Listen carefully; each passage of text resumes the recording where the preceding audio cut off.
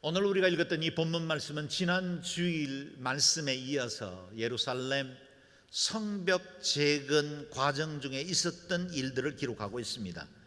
느헤미야는 무너진 성벽을 42개의 구역으로 나누었고, 다양한 직업군들, 그리고 남녀, 노소, 그리고 신분, 출신 지역 각각에게 구간별로 작업을 맡겨 재건에 참여하게 했습니다.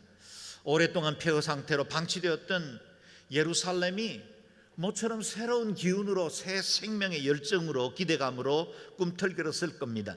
여기저기 공사장의 요란한 망치 소리, 일꾼들의 분주한 움직임, 그것들로 인해서 암울했던 도시는 점차 활력이 넘치는 도시로 변모되고 있었을 겁니다. 공사에 참여한 백성들은 휴식 시간에 3355 여기저기 모여 앉아 이 공사 중에 일어났던 여러 가지 일들을, 에피소드를 나누면서 즐거움과 찬양의 소리가 넘쳐났겠지요. 그러나 이 모든 것들이 순적하게 풀려가지만은 않았습니다.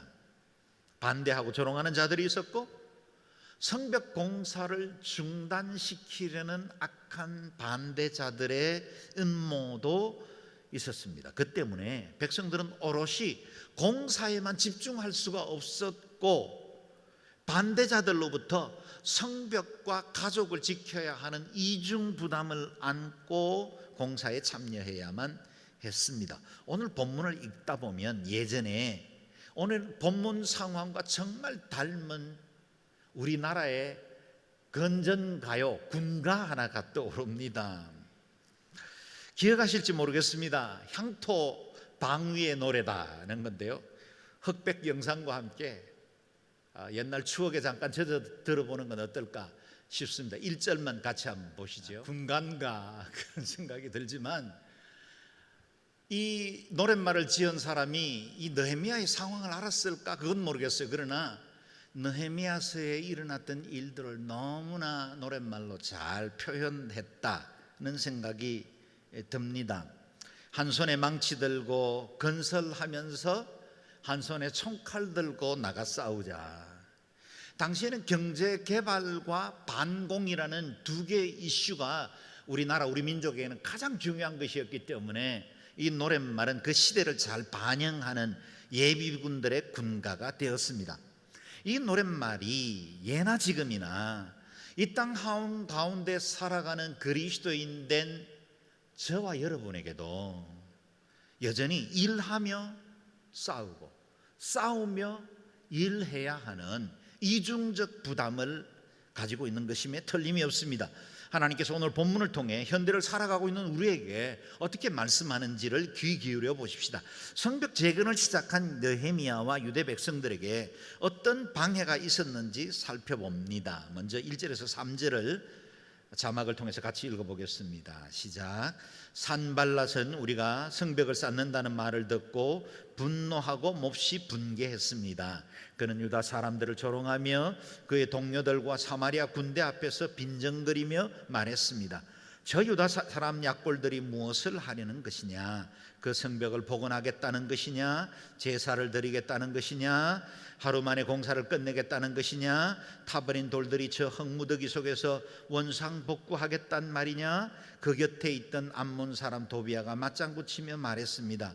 그들이 무엇을 건축하든 여우라도 한 마리 올라가면 그들 성벽이 다 허물어질 것이다. 성벽 재건 공사가 시작되자마자 반대자들도 함께 일어났습니다. 그리고 그들은 악한 말들로 조롱하며 비판하기 시작했죠. 사마리아 지역에 관리했던 산발랏, 암몬 사람 도비아, 특별히 산발랏은 연속적으로 5개의 질문을 던지면서 조롱합니다. 질문을 던지지만 답을 얻으려는 건 아니죠. 오히려 이런 질문을 통해서 그 조롱의 가치를 더 극대화시키려고 하는 것입니다. 산발랏의 조롱을 요즘 말로 표현해 보면 이렇게 될 수 있겠습니다. 이봐, 너희 같은 폭망인생 약골이 뭘 한다고 그래? 이런 일 제대로 해본 적 없지? 예배하는 일처럼 성벽 세우는 일이 그렇게 쉬운 줄 알아? 열심히 달려드는 것 보니 하루면 끝내겠다. 아이고 저 잿더미에서 무슨 대단한 것 나오기도 하겠다. 감정을 건드리고 우리의 약을 올릴 만한 말들을 골라서 비난하고 조롱하는 겁니다. 거기다가 도비야도 한 수 더 거듭니다. 성벽 쌓는 것 보니 여우가 올라가도 무너지겠네. 저는 이 도비야를 읽을 때마다 우리 집안에 어떻게 도시 가운데 이런 인간이 다 있나 이런 생각이 듭니다. 썰렁한가요? 여하튼 이 반대자들은 하나님의 일이 이루어지는 곳곳에서 전형적으로 태클을 거는 첫 번째 전략이 심리전입니다. 여러분, 하나님의 일에 그리고 그리스도인들이 주님 앞에 무언가를 해나가려고 할 때 언제나 우리에게 태클을 거는 첫 번째 전략은 심리전입니다. 우리 스스로 지레 포기하고 지레 주저앉게 만드는 것이 마귀의 전형적인 전략이라는 겁니다. 여러분 아십니까? 영적 전쟁에도 산발랏과 도비야가 사용하는 전략들이 잘 먹힙니다. 이 악한 반대자들의 전략을 세 가지로 요약할 수 있습니다. 첫 번째, 선한 일들의 의미를 축소시킵니다. 성벽 재건은 단순히 유대라는 한 민족이 이전에 무너졌던 성벽을 재건해 나가는 토목공사 정도가 아닙니다. 하나님께서 예레미야를 통해서 예언하셨던 말씀, 그 백성들을 향한 언약의 성취, 그 과정이 성벽 재건이라는 모습으로 드러난 것입니다. 지난 금요일 큐티 본문이 교했던 예레미야 33장 말씀을 같이 읽어보겠습니다. 시작. 내가 유다의 포로와 이스라엘의 포로들을 돌아오게 하고 그들을 처음과 같이 세울 것이다. 그러면 내가 그들을 위해 준 모든 복들에 대해 땅 위의 모든 민족들이 듣고 이 성읍은 내게 기쁨과 찬양과 영광의 이름이 될 것이다. 아멘. 느헤미야가 성벽 재건 공사를 시작하기 140년 전에 예언되었던 예레미야를 통해서 주셨던 그 말씀이 긴 고통의 시간을 지나서 이제 성취해 나가고 있는 과정이었다는 겁니다. 다시 말해 이 공사는 한민족 공동체 토목공사가 아니라 하나님의 언약이 이루어지는 현장이었다라는 겁니다. 그런데 산발랏과 도비야는 이 일을 격화시키고 있습니다. 사람의 일로 의미를 축소시키는 것입니다. 지금도 마귀가 유용하게 써먹는 전략 중에 하나입니다. 우리가 영원한 저주의 죄사함을 받아 하나님의 자녀가 된 이 사건은 얼마나 놀랍고 얼마나 큰 은혜입니까? 그런데 마귀는 이 십자가의 사건, 구속, 영생, 부활의 의미를 축소시키려고 합니다. 무감각하게 만듭니다. 은혜의 감동이 사라지게 만듭니다. 내가 그리스도인 되었다는 이 놀라운 은총에 대해서 일상적으로 그냥 종교적 형식 중에 하나로 젖어들게 만드는 겁니다. 그리스도인 된 이 가치를 폄하시킵니다. 살다 보면 어렵고 힘든 일들 만나는데 그냥 사는 것보단 종교 하나 있는 게 더 낫지. 그래도 예수 믿으면 의지할 곳 하나 있으니 더 낫겠더라. 여러분, 우리의 종교가 그렇습니까? 우리가 믿는 예수가 그 정도 존재입니까? 우리가 받은 이 구원이 그냥 우리가 일상적으로 당연히 있는 것, 수많은 인파들 가운데 존재하는 한 사람 정도로 당신의 종교가 뭔가 말할 때의 그 4대 종교들 중에 하나 정도로 격하할 만큼 우리의 이 복음의 가치가 별보를 넘는 겁니까? 그럴 수 없죠. 세상은 우리들에게 삶을 너무 영적으로 해석하지 말라고 합니다. 이 세상을 너무 그렇게 심각하게 살지 말라고 요구합니다. 그러나 여러분에게 도전합니다. 어떤 순간, 어떤 사건, 어떤 일들을 만나든지 간에 그곳에서 하나님의 뜻을 찾는 일들을 멈추지 마십시오. 자연계의 모든 법칙으로부터 세계 속에 일어나는 이 크고 작은 모든 일들에는 하나님의 선하신 계획과 뜻이 있습니다. 덜풀 하나도, 하나사리온에 팔리는 참새 한 마리도 하나님의 뜻과 계획, 섭리 없이 이루어지는 일이 없습니다. 우리가 경험하는 이 모든 일들에는 하나님의 기가 막힌 목적과 선하신 계획이 있습니다. 지금 우리가 비록 모니터 앞에 드리는 이 영상 예배지만 여러분 이것을 결코 가볍게 여기게 하지 마십시오. 어디서 예배하든지 간에 하나님의 임재가 함께 합니다. 하나님은 내가 구별하여 드리는 이 예배의 시간들을 귀하게 여기십니다. 예배를 통해서 영광 받으십니다. 그리고 그 예배를 통해 성령님이 치유하시고 회복하시는 일들을 이루시고야 마시는 겁니다. 둘째, 악한 반대자들은 하나님의 백성들을 좌절시키려고 합니다. 산발랏과 도비아가 조롱한 말들을 주의 깊게 보면 결코 그것이 사실이 아니라는 것을 알게 됩니다. 산발랏과 도비아의 조롱은 그들의 악한 계략으로부터 비롯된 것입니다. 사실에서 근거한 것이 아니라 그들의 악한 마음에서 나온 것입니다. 산발랏은 우리가 성벽을 쌓는다는 말을 듣고 분노하고 몹시 분개했습니다. 이들이 분노하고 분개하는 이유가 뭘까요? 그동안 폐허가 된 예루살렘 자기들 마음대로 조정하고 자기 수하에 두고 지배할 수 있었습니다. 그런데 페르시아 왕의 친서를 가지고 온 느헤미야가 성벽을 재건하고 도시가 규모를 갖추게 되면 자신의 손아귀에서 벗어나는 것입니다. 자기의 기득권과 몫을 빼앗길까 분을 내며 반대하고 있습니다. 동기가 이기적이고 악합니다. 당연히 이들에게서 나온 조롱은 빈정거리는 말, 거짓에 기반을 두고 있습니다.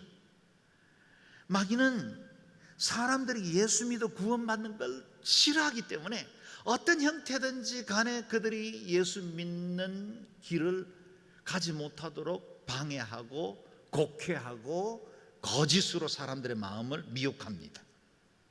이들은 많은 말들을 쏟아내었지만 진실과는 거리가 멀었습니다. 그런데 진짜 문제는 뭡니까?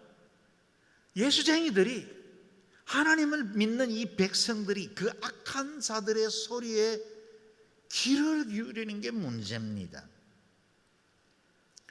이 악한 자들의 말을 들으면 사실이 아님을 알고 있으면서도 마음이 상합니다. 기분이 나빠집니다. 그것으로 그치지 않고 그 말들이 자꾸 곱씹게 됩니다. 기억하게 됩니다.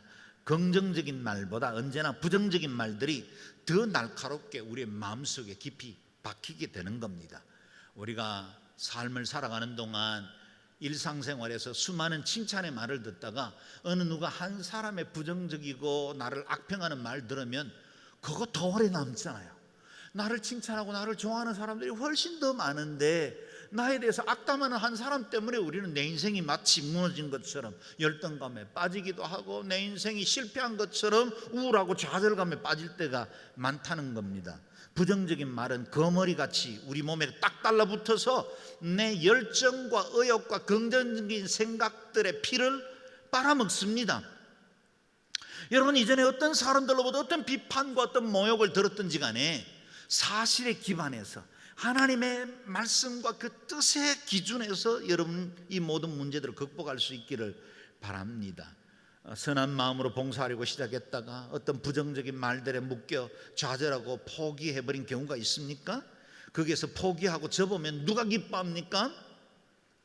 마귀의 계략이라는 사실을 알아야 합니다. 마귀는 인간의 마음을 상하게 만들어서 하나님의 일을 좌절하게 만드는 특기가 있습니다. 그러므로 어떤 반대자, 비판하는 자 앞에서도 좌절하거나 포기하면 안 됩니다.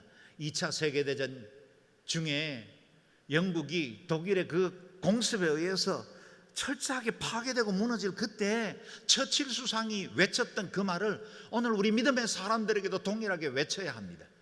Never give up, never give up, never give up. 절대로 포기하지 마십시오. 우리는 하나님의 선하신 손 안에 있습니다. 누가 뭐라고 조롱하고 비난하더라도 만약 그것이 하나님의 뜻에 합당한 것이라면 결코 포기하지 않기를 주의 이름으로 축복합니다. 세 번째, 악한 반대자들은 하나님의 일을 회방하려고 합니다. 그들의 조롱과 비난에도 불구하고 성벽이 계속해서 올라가자 그들은 전략을 바꿉니다. 이제는 무력으로 회방하려고 합니다. 6절에서 8절 말씀을 읽어보겠습니다. 시작. 백성들이 마음을 다해 열심히 일한 결과 우리는 성벽 전체를 절반 높이까지 복구했습니다. 그러나 산발랏과 도비야, 아라비아 사람들과 암몬 사람들과 아스돗 사람들은 예루살렘 성벽이 복원돼 허물어진 부분들이 점점 메워진다는 소식을 듣고 몹시 분노했습니다. 그들은 함께 음모를 꾸며 예루살렘에 와서 싸우고 회방을 놓으려고 했습니다. 산발랏과 도비야뿐만 아니라 이스라엘을 둘러싸고 있는 사방의 적들이 벌떼같이 일어나서 예루살렘을 공격하는 겁니다. 여러분, 우리 하나님의 나라가 확장되고 교회가 부흥하고 한 개인이 믿음의 어떤 영적 체험을 해서 좀 더 신앙생활 잘하려고 하면 마귀가 그냥 두지 않아요. 벌떼같이 일어나서 우리를 회방하려는 악한 음모들이 계속되는 겁니다. 그들의 분노가 더욱더 커졌습니다. 그때부터 음모를 꾸며서 싸우고 회방을 놓으려고 한 것입니다. 물리적 충돌도 불사하겠다라고 한 겁니다.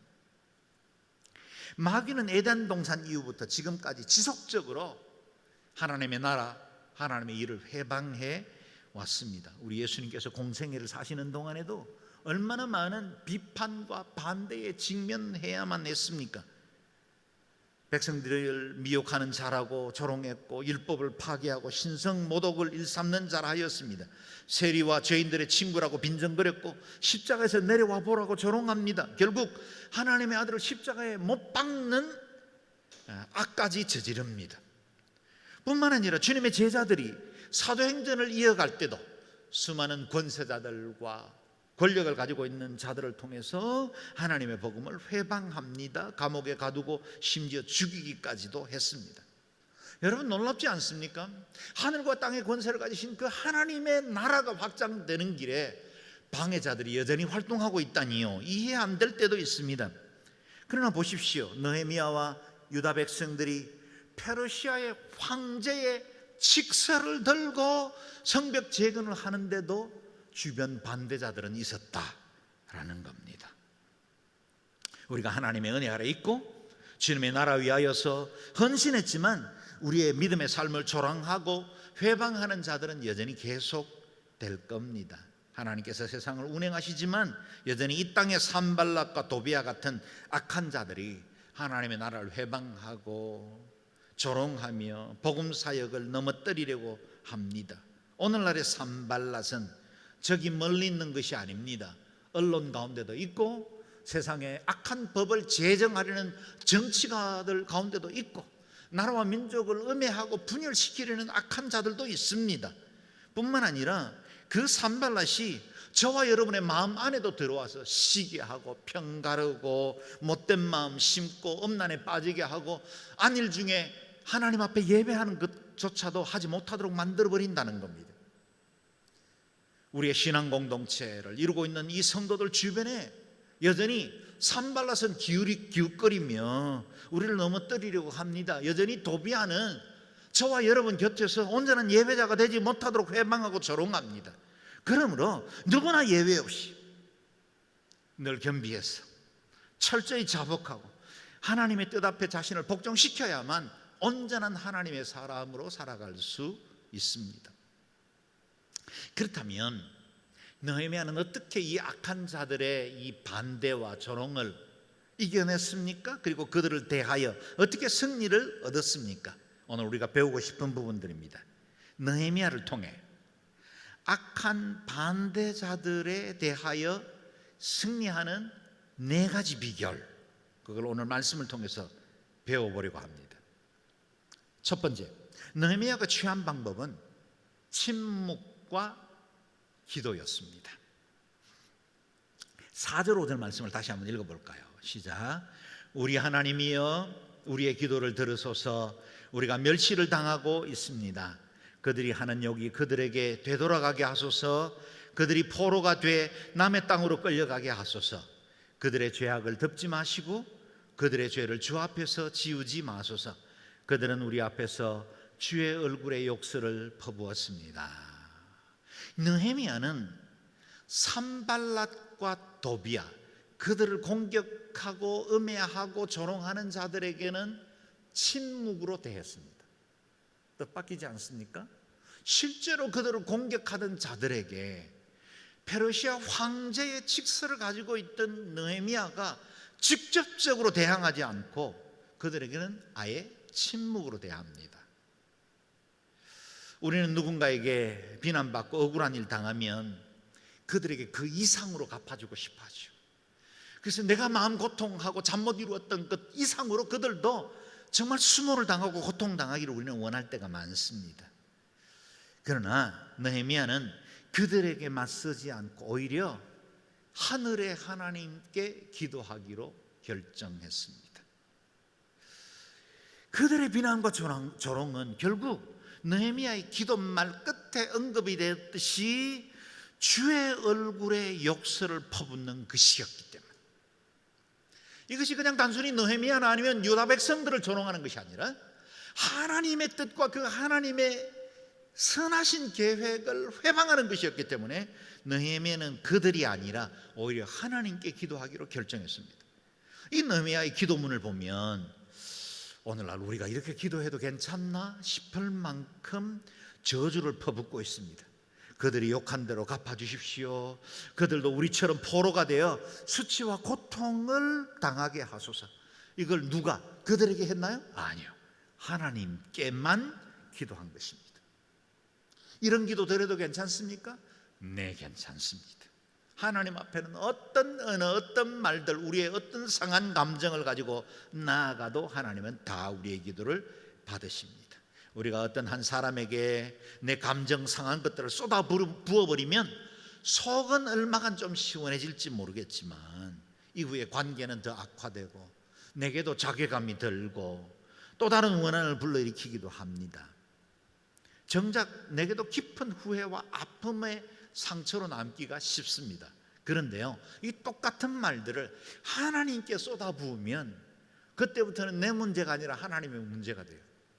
여러분 감정 상하셨죠? 마음 어려우실 거예요. 그때는 그 사람에게 향하지 말고 하나님께로 가시면 됩니다. 다윗이 시편에서 고백한 그대로죠. 백성들아 시시로 그를 의지하고 그 앞에 마음을 토하라. 하나님은 우리의 피난처시로다. 아멘. 하나님은 우리의 피난처십니다. 그분께 토하시면 됩니다. 우리 하나님의 사랑은 바다보다 넓습니다. 그 자비하심은 온 우주보다 크십니다. 그분께는요, 우리의 오물 같은 마음 좀 쏟아놓아도 괜찮습니다. 우리가 더럽다고 생각하고 그래서는 안 될 것 같은 내 양심에도 그리끼는 말들이라도 그분께는 쏟아놓아 봐야 그분이 원체 크신 분이기 때문에 그 무엇 흔적도 표도 남지 않습니다. 그래서 하나님께 쏟아놓으면 됩니다. 그리고 우리는 신뢰할 수 있죠. 히브리서 말씀대로 원수 갚는 것이 내게 있으니 내가 갚으리라. 그 하나님의 선하신 손, 완전하신 손에다가 맡기는 겁니다.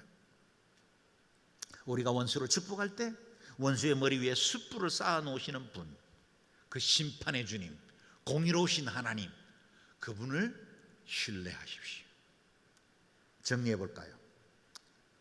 반대자들에게 승리하는 첫 번째 비결, 사람에게는 침묵하고 하나님께는 쏟아놓으라. 두 번째, 느헤미야는 기도와 함께 최선을 다해 악한 자의 공격에 대비합니다. 9절을 같이 읽어보겠습니다. 시작. 그래서 우리는 우리의 하나님께 기도하는 한편 밤낮으로 경비병을 세워 이 위협에 대비했습니다. 아멘. 느헤미야는 그 무엇보다 하나님께 기도하는 일에 힘을 쏟았지만 그렇다고 해서 느헤미야와 유다 백성들이 해야 될 일들조차 게을리하지는 않았다는 겁니다. 밤낮으로 경비병을 세워 악한 자들의 공격에 대비했습니다.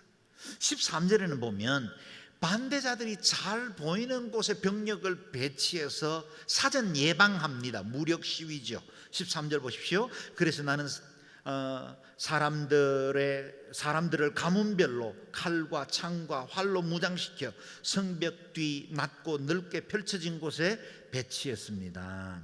성벽 뒤에 낮고 넓게 펼쳐진 곳은 적들이 쉽게 침략해 들어오는 곳이기도 하지만 동시에 적들에게 잘 보이는 개활지입니다. 그곳에 강한 병력들을 배치함으로 함부로 성벽을 넘겨다 보지 못하게 한 것입니다. 예방적 조치입니다.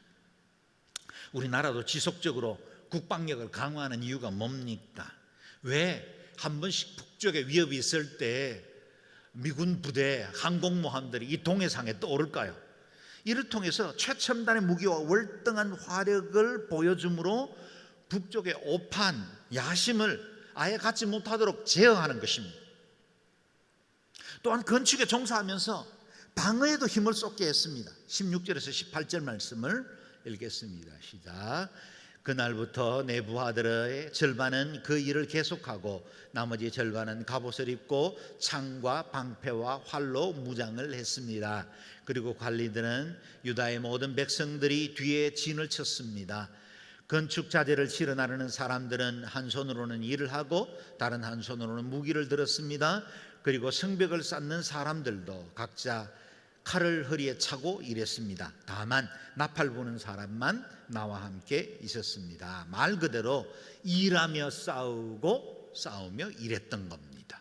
무장한 군인들이 성을 지키고 있었고 또 한편의 사람들은 노동에 종사합니다. 안팎으로 다니면서 흙무더기를 치우거나 노동해야 되는 사람들은 허리춤에는 칼을 차고 언제든지 위협이 오면 그것에 대응할 수 있을 만한 전투태세를 갖추었습니다. 지금 우리는 코로나의 위기 중에 여러 가지 안팎의 어려움들을 겪고 있습니다.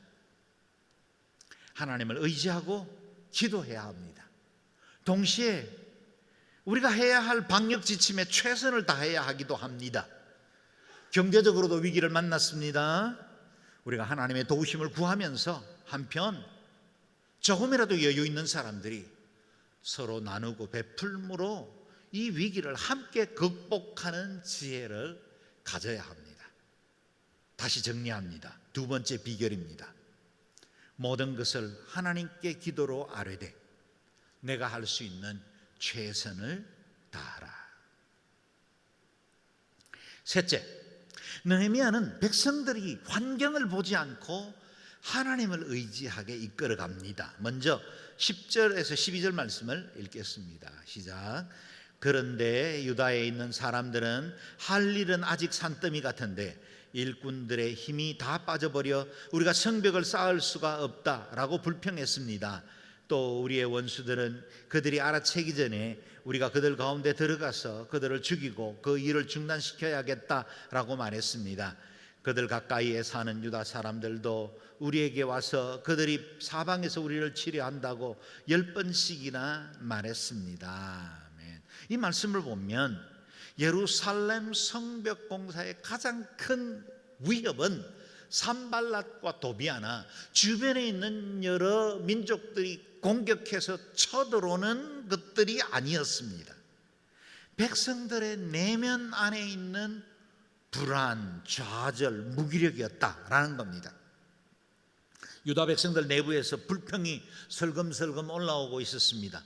아직도 해야 할 일들은 산더미 같은데 우리는 점점 지쳤고 힘이 빠져버렸다. 여러분, 진짜 일들이 산더미 같을까요? 예, 얼마간 사실일 겁니다. 그러나 더 중요한 건 의욕이 꺾여버린 것이죠. 열정이 사라져버릴 때는 할 일이 산더미 같이 보이게 되어 있습니다. 여러분, 어떤 일들을 만나든지 의욕과 열정이 불타오를 때는 문제가 문제로 보이지 않습니다. 장애를 뚫어 나갈 수 있는 능력이 있습니다. 그런데 그렇지 않을 때는 일들이 너무 많아 보여요. 언제 일 다 해결하나, 이 문제들을 어떻게 해결하나, 그런 고민과 불안 가운데 빠질 수밖에 없다는 겁니다. 이렇게 의욕이 꺾이게 만드는 속삭임들이 또 있었어요. 악한 자들이 은밀하게 들어와 사람들을 죽이고 공사를 중단시킬 것이라는 소문들이 서멀서멀 퍼지기 시작한 것이고, 오늘 본문에 보면 10번이나 외곽에 있던 유대인들이 와서 그 이야기를 했다는 거예요. 여러분, 이와 같은 소식을 들으면 기가 꺾여요. 이런 부정적인 평가들 그리고 또 우리를 위협하는 어떤 이야기들을 들으면 자꾸만 이 일들에서 멀어지게 돼 있습니다. 안으로는 불평 불만이 올라오고 있었고 밖으로는 모험과 잘못된 부정적 소문들이 공격하기 시작한 겁니다. 주변에서 이렇게 부정적으로 계속 이야기를 하면 개인도 마음이 무너질 뿐만 아니라 가정도 무너집니다. 교회도 어려움 겪어요. 부정적인 말들이 퍼지는 곳에는 나라도 미래가 없습니다. 이번 코로나로 우리나라 망할 것이라고 계속 말해보세요. 나라 진짜 망합니다. 교회가 이같이 예배도 제대로 드릴 수 없는 환경, 이제는 교회 이제는 어려워졌을까? 기독교 더 이상 소망 없어. 그럼 진짜 소망 없습니다. 교회에 대해서 너무나 많은 부정적인 말들이 퍼졌기 때문에 이제는 전도도 안 먹힐 거야. 그럼 진짜 전도 안 합니다. 이런 부정적인 말들이 얼마간은 사실이겠지만 그 사실이라고 여겨지고 있는 우리의 마음들을 덤타서 들어오는 악한 자들의 계획을 두려워해야 된다는 거예요. 여러분, 진짜 우리가 넘어지는 건 재난이 아닙니다. 두려움 때문에 무너지는 겁니다. 그래서 소망을 가져야 합니다. 잠언 4장에 말씀하시는 그대로 무릇 지킬 만한 것 중에 더욱 내 마음을 지키라. 왜요? 생명의 근원이 이에서 나기 때문에. 우리의 생명의 근원이 마음의 이 방비력으로부터 지켜놔요. 심리적 방역이 무너지지 않도록 해야 여러분 이 땅의 방역도 지켜나는 겁니다. 우리 자신이 먼저 긍정이 돼야 됩니다. 이 모든 환경들에도 하나님의 선하신 뜻을 바라봐야 합니다. 부정적인 소리가 들리거든 귀를 막으십시오. 슬그머니 그 사람을 떠나십시오. 내가 살아야 합니다. 하나님의 뜻을 바라보기 위해서는 우리가 긍정을 택하고 하나님의 나라를 향한 그 소망을 가지고 우리가 믿음으로 살아가야 합니다. 우리의 지금 진짜 문제는 그 자체가 아니라 지레 겁먹고 미리 포기해버리는 게 문제입니다. 그래서 느헤미야는 이 같은 환경을 보지 말고 하나님을 보라고 독려합니다. 14절을 읽어보겠습니다. 시작. 백성들이 두려워하는 것을 보고 나는 귀족들과 관리들과 나머지 백성들에게 말했습니다. 그들을 두려워하지 마시오. 위대하고 두려우신 여호와를 기억하고 여러분의 형제와 자녀와 아내와 가정을 위해 싸우시오. 아멘. 느헤미야는 선언합니다. 그들을 두려워하지 마십시오. 어떻게 두려움을 이길 수 있습니까? 마인드 컨트롤 하면 됩니까? 긍정적인 생각들로 자꾸 채워가면 될까요? 아닙니다. 위대하시고 두려우신 여호와로 우리의 생각을 채워가야 합니다. 지하실 어둠을 몰아내는 비결은 빛을 밝히는 것입니다. 빛이 비춰지면 어둠은 물러갑니다. 여호와 하나님을 기억하고 그분의 마음으로 채우면 두려움도 자연스럽게 사라집니다. 하나님으로 마음을 채우면 불안도 두려움도 떠나가게 될 것입니다. 내일이 걱정됩니까? 하나님을 기억하십시오. 온 세상을 창조하셨습니다. 다스리십니다. 지금도 역사하십니다. 내일도 우리의 인생을 지배하실 거예요. 그 하나님 기억하시면 됩니다. 혹 문제가 산더미처럼 커 보이십니까? 나는 지쳤고 이제는 길이 보이지 않는다고 느껴집니까? 아들을 아끼지 아니하시고 우리를 위해서 모든 것을 내어주신 그 예수 그리스도 그 하나님의 사랑을 기억하십시오. 그 하나님이 우리 편입니다. 우리와 함께 하실 것입니다. 은혜의 빛으로 우리를 채우면 그 빛으로 인해서 염려도 두려움도 사라지게 될 것입니다. 또 정리합니다. 승리의 세 번째 비결, 환경을 주목하던 눈을 들어 위대하신 하나님을 바라보라. 악한 반대자들에게 승리하는 비결 마지막 네 번째, 느헤미야는 함께 동고동락하며 더 많이 수고하였습니다. 22절 23절을 읽겠습니다. 시작. 그때 나는 또 백성들에게 말했습니다. 각 사람과 그 부하들은 밤에는 예루살렘 성 안에서 지내면서 경계를 서고 낮에는 일하시오. 나도 내 형제도 내 부하도 나와 함께하는 경비하는 사람도 옷을 벗지 않았고 각자 무기를 갖고 있었으며 심지어 물 마시러 갈 때도 그렇게 했습니다. 아멘. 느헤미야는 백성들에게 명령하고 시키는 리더십으로 그치지 않고 스스로 본을 보이고 함께 희생하고 함께 동고동락하던 리더였다라는 겁니다.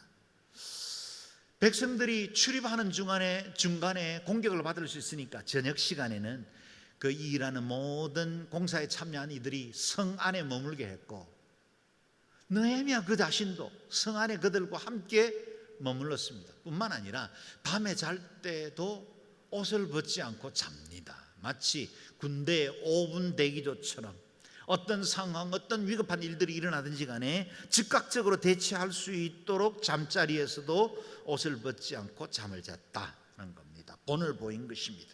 우리 예수님께서 스승이셨지만 제자들의 발을 닦으시고, 그분이 하늘 아버지께 순종하는 것에 본을 보이신 것처럼 하나님 앞에 먼저 리더된 저와 여러분, 그리고 교회는 이 같은 위기 중에 먼저 본을 보여야 합니다. 먼저 희생할 수 있어야 합니다. 반대자들은 이 같은 리더들을 두려워합니다. 지금 교회를 공격하던 이들이 교회가 깨어있고 이 어려움 중에도 예배를 지켜나가다 보면 우리를 두려워하게 되어 있습니다. 이런 공동체 함부로 해하지 못합니다. 지금은 조롱받는 한국교회, 세상이 비아냥거리며 교회와 성도들을 비판하고 있지만 우리가 매주일 드리는 예배 돌들을 하나씩 쌓아 올리다 보면, 그 사이에 기도의 역청을 바르고 그 틈바구니를 메우다 보면 하나님께서 이 땅에 이루실 그 뜻이 언제나 아름답게 이루어질 뿐만 아니라 이 땅에 하나님의 아름다운 성벽들이 세워지게 될 것이고, 한국교회 새로워지게 될 것이고, 교회들이 더 거룩하게 될 것이고, 하나님의 뜻을 이루는 신실한 공동체로 세워지게 될 것입니다. 사랑하는 여러분, 9절에 느헤미야가 선택한 방법을 우리도 취하십시다. 우리는 우리의 하나님께 기도하는 한편 밤낮으로 경비병을 세워 이 위협에 대비했습니다. 여전히 이 땅에 신실함을 거두지 아니하시는 하나님께 기도하고 예배하는 일에 힘을 쏟으십시다. 한편 밤낮으로 깨어 이 시대를 치유하고 회복하는 일에 힘을 씁시다. 정리합니다. 승리의 삶을 위한 네 번째 비결, 함께 헌신하고 더 많이 수고하라. 오늘 우리는 이전에 경험해보지 못한 총체적 위기의 시대를 삽니다. 불안하고 두려운 것도 사실입니다. 다 평안하겠습니까? 이런 문제 다 초연할 수야 있겠습니까? 그러나 우리가 불안하고 두려워할수록 마귀가 더 밀가부르듯 우리의 마음과 믿음을 뒤흔들려고 할 것입니다. 악한 회방자들이 득세하지 못하도록 이 세상에서 하나님께서 주시는 그 언약을 붙들고 느헤미야처럼 승리할 수 있기를 바랍니다. 승리의 비결 4가지 정리해 볼까요? 사람에게는 침묵하고 하나님께는 쏟아놓으라. 모든 것을 하나님께 기도로 아뢰되 내가 할 수 있는 최선을 다하라. 환경을 주목하던 눈을 들어 위대하신 하나님을 바라보라. 함께 헌신하고 더 많이 수고하라. 저와 여러분, 한국교회를 통해 이 세대를 치유하고 하나님의 나라가 이 땅 가운데 온전하게 이루어지는 아름다운 열매와 역사들이 있기를 주의 이름으로 축원합니다. 아멘. 이 시간에 같이 기도하겠습니다. 기도할 때 오늘 들은 말씀을 따라 하나님, 우리도 사람이 아니라 하나님께 우리의 마음을 쏟아놓고 모든 것을 하나님께 기도로 아뢰며 늘 깨어 경성하게 하시고, 일하며 싸우고 싸우며 일하게 하시고, 환경을 주목하던 눈을 들어 위대하신 하나님을 바라볼 수 있게 도와주십시오. 우리의 마음을 흔들어 넣고 넘어지게 하려고 하는 악한 자들의 그 조롱과 핍박, 그것에 흔들리지 않고 그 거짓에 단호하게 대처함으로 믿음으로 승리하게 하시고, 더 헌신하고 더 많이 수고함으로 이 위기를 잘 이겨내는 저희와 교회가 되게 도와주십시오. 함께 우리 자신과 우리 가정과 교회를 위해서 기도하겠습니다.